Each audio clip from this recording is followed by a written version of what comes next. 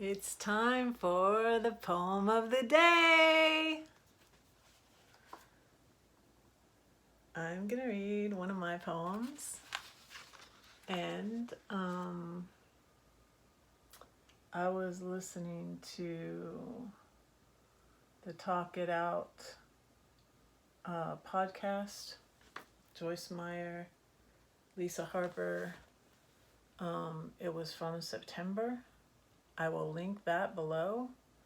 And that is what made me decide to read this poem today. And it is, yes, it's about women. If you haven't noticed already, my channel is focused on women and girl power, and that no apologies. Yeah, when I got bullied in the fall, it was really annoying because I was already going through a tough time, a tough spot. And then the bully initially got angry with me because I said I would only join memberships to women's channels and couples channels. But sometimes there's exceptions to that. Now I have made an exception to that. But mostly because I focus on women, issues and topics, and I'm a woman, so but this poem from the Seven Story Tree is called The Woman You Gave Me, and the title is based on this verse which I put before it. In the Garden of Eden, then the man said, Adam talking to God about why he sinned, the woman whom you gave to me to be with me, she gave me of the tree and I ate. Genesis 3:12. So, here we go. You tell us to dress modestly, yet my man looks at pornography. Get a job. No, stay at home. You're damned either way. Fry the bacon up in a pan, make you feel like a man. It's his world, Have your babies naturally. Nurse them. It's more healthy, see? Never say, what about me? Live your life selfishly, barefoot pregnant, and when you're not, you should be rail thin, so you only cook for him. Shut the door, come right back in. Carpool, help out everyone. Volunteer, yeah, it's so fun. But you're always on the run, tired, exhausted, disillusioned. A desperate plea, Lord help. Enough, he says, peace be still. Who are you living for, them or me? Do you want to be made free? Guard your heart, it belongs to me. You give respect, now demand it back. Don't dwell on all the things you lack. You are perfect to me. Teach your kids your husband too. One person can't do it all for you. To be healthy and sane, you must have boundaries. God's yoke is easy and light. It's not restrictive and tight. He leads you on the path that's right because you are precious in his sight. And an inspiration for this poem was also the Pink song. And I had no idea at the time that, I don't know which was original. I think the original version does have a cuss word in it, but I had only seen the version without the cuss word in it because at that time I didn't cuss at all. Honestly, goody, really, people don't believe me, but whatever. It's just the truth. I didn't cuss.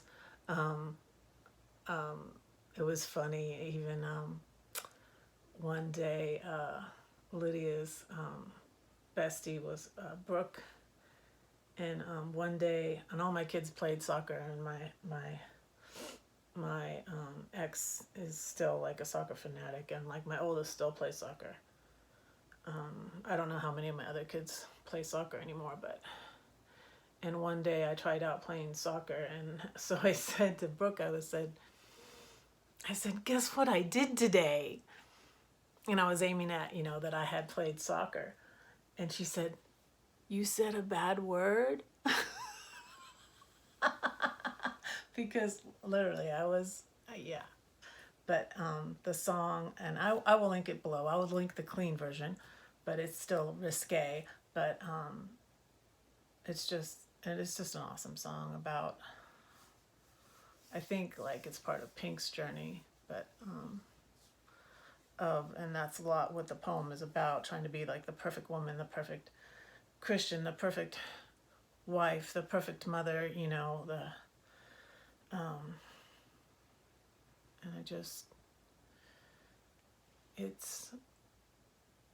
it's a miserable way to live. And I'd lived like that so long, trying to be perfect. And I think that's why, that was another reason for my,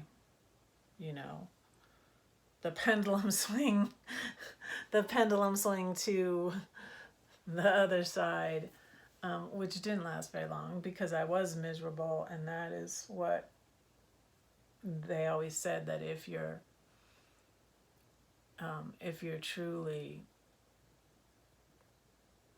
got God in you, in your heart, you can't be happy in that for long.